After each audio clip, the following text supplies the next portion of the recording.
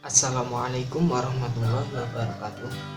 Kembali lagi dengan saya Muhammad Fatur Riza. Pada kesempatan kali ini, di vlog kedua saya ini, saya akan membawakan sebuah tema, yaitu teknologi tepat guna. Teknologi tepat guna merupakan sebuah teknologi yang dirancang yang sesuai dengan kebutuhan masyarakat. Vlog kedua ini juga dapat kalian jadikan sebagai bahan belajar karena sesuai dengan mata pelajaran IPA kelas 7 semester 2 dengan kompetensi dasar 3.8 menganalisis terjadinya pencemaran lingkungan dan dampaknya bagi ekosistem. Oke, selanjutnya kita akan masuk dalam pembahasan. Salah satu persoalan lingkungan yang menjadi sorotan internasional adalah sampah plastik yang kini mencemari lautan kita. Sampah plastik merupakan jenis sampah anorganik yang pada umumnya tidak dapat membusuk atau terurai oleh alam, sehingga menjadi perhatian dunia internasional, terkhusus para aktivis lingkungan. Semakin majunya teknologi industri serta meningkatnya jumlah masyarakat dengan budaya modern praktis, penggunaan styrofoam semakin meningkat.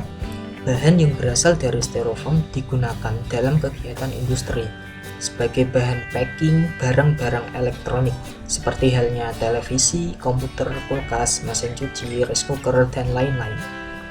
Styrofoam juga biasanya digunakan dalam acara perayaan pernikahan dan pesta sebagai bahan tambahan untuk dekorasi dan penghias. Butiran styrofoam juga dipakai sebagai bahan pengisi sofa karena material ini sangat ringan dan elastis. Dari banyaknya penggunaan styrofoam ini tentunya akan memiliki masalah karena ketika sudah menjadi sampah, styrofoam ini sangat sulit untuk didegradasi oleh tanah. Styrofoam biasanya diatasi dengan cara dibakar. Namun cara ini bukan merupakan metode yang aman bagi lingkungan karena akan menghasilkan emisi gas yang berpotensi menyebabkan polutan dan efek rumah kaca seperti gas CO2, gas klor, dan lain-lain. Bila ditinjau dari susunan kimianya, styrofoam termasuk ke dalam jenis plastik atau polimer. Bahan ini memiliki kandungan monomer antara lain stirena, benzen, dan formalin yang diketahui dapat memberi sejumlah dampak negatif bagi kesehatan tubuh. Kandungan stirena misalnya dapat mengurangi produksi sel darah merah yang sangat dibutuhkan tubuh untuk mengangkut saripati makanan dan oksigen ke seluruh tubuh. Akibatnya fungsi syaraf seseorang bisa terganggu sehingga ia akan mengalami kelelahan, gelisah, dan susah tidur. Stirena dapat mengontaminasi makanan melalui berbagai cara sebagai berikut. Yang pertama, lemak pada makanan. Yang kedua, lamanya penyimpanan makanan. Yang ketiga, panas makanan. Meskipun demikian, WHO menyatakan bahwa stirena tidak akan menimbulkan bahaya pada kesehatan bila kadarnya tidak melebihi 5.000 ppm yang masuk ke dalam tubuh. Sedangkan wadah berbahan styrofoam yang sering dipakai hanya mengeluarkan stirena sebanyak kira-kira 0,5 ppm. Badan Pengawas Obat dan Makanan atau BPOM juga menyatakan styrofoam masih aman digunakan untuk makanan. Styrofoam memiliki logo daur ulang bernomor 6 dan bertuliskan PS yang menandakan bahwa komponen penyusunnya adalah polistirena. Styrofoam merupakan merek dagang Dow Chemical yang dihasilkan dari campuran 90-95% polistirena dan 5-10% gas seperti N-butana dan N-pentana.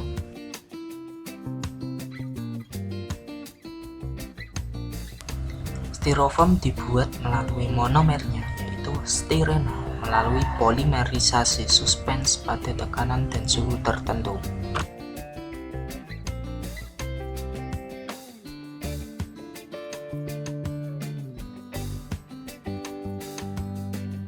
Oke, kembali lagi bersama saya. Sekarang saya sedang bersama adik sepupu saya. Kenalkan. Nama saya Muhammad Kamil Wafa. Oke, pada kesempatan kali ini kita masih membahas tentang limbah styrofoam ini. Jika kamu menemukan limbah styrofoam ini di dalam rumah, biasanya kamu apakan? Biasanya kalau saya menemukan styrofoam di dalam rumah, saya lebih memilih membuang. Kalau tidak ya dibakar, karena menurut saya dengan cara itu cara yang paling mudah dan efisien. Memilih untuk membuang dan membakar limbah styrofoam ini merupakan metode yang kurang tepat. Nah, limbah styrofoam ini merupakan limbah yang sangat sulit didegradasikan oleh tanah. Sedangkan jika dibakar, ini akan menyebabkan emisi gas yang akan menyebabkan polutan dan efek rumah kaca seperti gas karbon dioksida dan gas klor.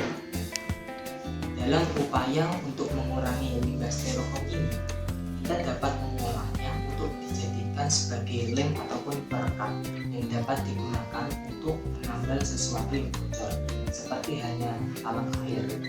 Oke, selanjutnya kita akan membuat lem atau perekat tersebut.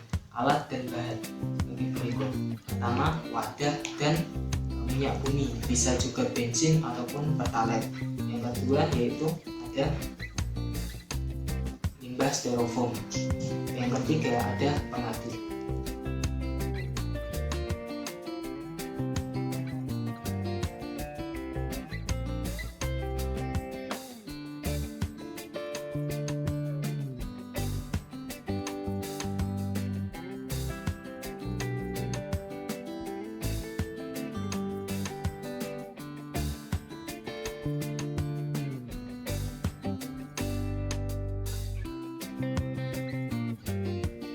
Oke, dan perekatnya sudah jadi seperti ini.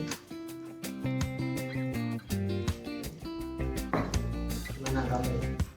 Yang ditanyakan?